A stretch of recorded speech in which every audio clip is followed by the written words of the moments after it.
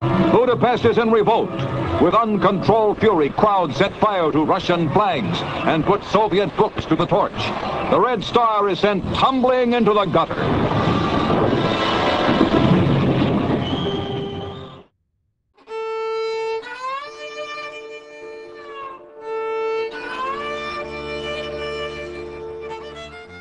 My parents left Hungary, Magyarország, in 1956.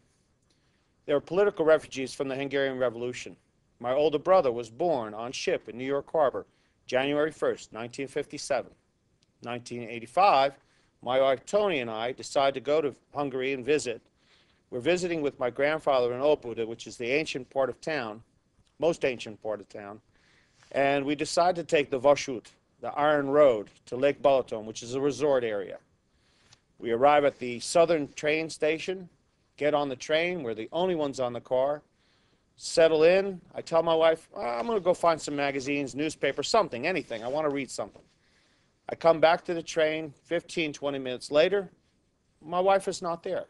Moreover, all our things are gone. Our bags, my jacket, everything's gone.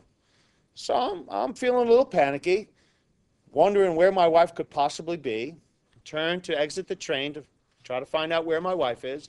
And a military man is walking towards me. Has a cap on, has a sidearm, looks like an officer of some type, and somehow I knew that he was there for me. I'm not sure how, but I asked him, "Hol van a felesége?"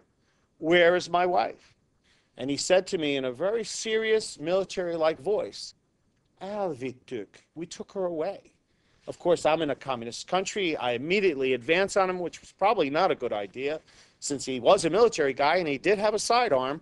And he immediately turns up, puts up his hands and starts waving his hands back and forth. "Viccelek, Viccelek, I'm joking, I'm joking." Of course, you know, I'm still a little dazed. I'm stunned by this.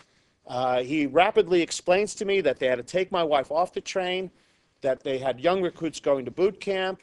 And he also explained how hard a time they had. She kept pointing to her ring, her wedding ring, indicating that she was married, and obviously she was waiting for her husband to come back.